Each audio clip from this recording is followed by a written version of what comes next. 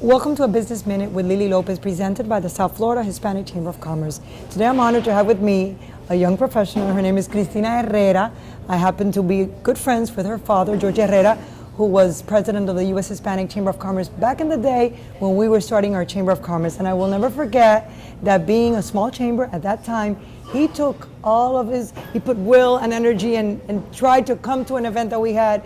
And for that, I'm forever grateful, because being a small chamber and having someone at the national level fly all the way from DC to Miami just to come speak to our event, that gave us like a very big push, and I will always be so grateful. But it so happens that she's a student, and she interviewed me for her senior project, and then while I was being interviewed by her, I said, okay, so I think we should start a series with young professionals. So from now on, the Business Minute with Lily Lopez will always try to feature at least once a month a young professional, because young people are the future of the world. So Cristina Herrera, thank you so much for being here today on a Business Minute with Lily Lopez. Tell me about you, your early years, your life, and then how did you decide to study communications? Thank you for having me. It's a pleasure to be here. I grew up in a small town in Virginia. Oh. And yes, and I played soccer, much different from Miami than the fast pace of Miami. I played sports my whole life, so at the beginning, I wanted to go into sports reporting. Right. I loved watching ESPN, I loved sports. I figured, why not put my two passions together into one? I decided to come to the amazing place in Miami. I wanted somewhere diverse, somewhere different. I didn't have the privilege of growing up in my Spanish culture. I had my parents, but I couldn't go down the street and get ropa vieja or get a cafecito. The picadillo. Yes, exactly, that I can get here in Miami. So I really wanted to go somewhere that was multicultural. And I did just that. I got into my dream school, the University of Miami, and that's when everything started. You love Miami. I absolutely love Miami. I hope to stay for a long time. And I really always had a passion for watching TV, as many people do, but not just for watching TV, but the way that stories are told, the way that stories are presented, the way that we connect with characters on the screen, and TV being an escape from reality. Yes, it is. Yes, so I joined UMTV. I now executive produce UMTV's Pulse show, the entertainment show. It's been a great experience. And how has that been? It's been amazing. It's been wonderful. I cast the anchors. I write the entire show.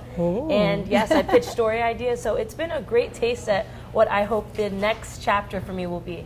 So as part of your senior class project, you had told me that the topic selected basically was going to be Miami, the history maybe of the Cuban Americans. So how did that come about? How did you all decide on that? Yes, so as a class, we heard what the previous classes had done for their final project, climate change, politics.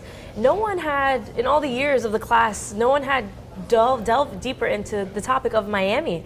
And it's such an exciting place that we all live in, we all love. So we said, why not? Why not be able to learn more about the culture and the history of Miami for ourselves, but also teach other students, other people around us. So as we went around the classroom, people pitched different food ideas, different activities to do, but nobody had pitched the importance of Cuban culture yet. And I said, this is perfect, because this is something I would love to do. Exactly. So I pitched Cuban culture, and I got to go around Miami and talk to people, Cuban Americans, about their journey here and the life that they've built here, the family, and how Miami is a home to them. Yes, is home. It is. Is their home, and just the beauty of so many stories, sad stories, but with a beautiful outcome of being here in America. And how do you see the difference, like because I've always lived here, and so this is like home, and some people say that this is like a different country, because as opposed to other cultures from Latin America, Mexico, and what have you, they integrate themselves to a point that many people have the last names and they don't know Spanish, right? Yes. And then here we keep our language. So that was a big difference for you, right? Yes. Because even though you're Herrera, you understand Spanish, pero no lo hablas. Pero yo te digo que tienes que hablar. Yes. Ya ella tiene que hablar. Solamente, I only know a little bit. Un poquito, pero entiende todo. Estoy practicando. But that's true, right? Yes. That people here, when you get here, it's a shock. And we were traveling to New York City, and when we landed, I felt home immediately when I heard a lady say to one of the employees over there, they were taking a wheelchair, and then the gentleman screamed at her, yo te la llevo, déjala ahí, que yo voy con ella, quédate tranquila. And then I said, okay, we're home. Right. The employees were talking loud in Spanish one to another, which you don't see in any other airport. in the Yes. United States of America. So that's really nice about the Miami. Yes, Miami's like beautiful. a different, it's like a country. Yes. And the thing is that we have different cultures. We have people from Venezuela, from Colombia, from Nicaragua, the Cubans, and everybody gets along so well, and we embrace our different nationalities, our different foods, and the culture.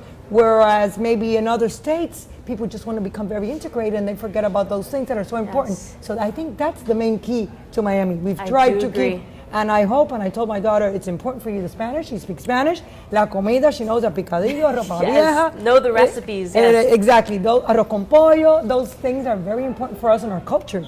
So I'm very glad that you chose that topic and that you came to interview us. And so your next step, what's your next step actually now? Because you graduate when, in May? Yes, in May. So gearing up towards graduation, applying for many jobs, looking on the hunt, looking here in Miami is where I hope to Miami. stay. Yes, if you're seeing us, please. Yes. Cristina wants to stay here. Yes, but looking at other cities as well. You know, keeping a lot of my opportunities open, but just looking to land a job in something that I love to do, something that I'm passionate about. Yes, and I think that's, you're successful if you're doing something you love. Exactly. Yes. And you are a great communicator, and I know that you're going to be extremely successful coming from a family. Imagine her father, George Herrera, someone whom I admire so much and has done so much for all Hispanics in the United States. So many great things about you as well. And he was a recipient of the Golden Eagle Award, which we give once a year to someone who's really made an impact and left a footprint in not only in Miami but in the entire United States of America. So thank you, Cristina. Thank you so much for being here with me in A Business Minute with Lily Lopez. There's been a little bit of noise here because we're in a restaurant, but it's nice. The background is really nice, and now we're expecting very, very good Cuban food. Yes, very excited. So tune in next week for another show of A Business Minute with Lily Lopez. Gracias.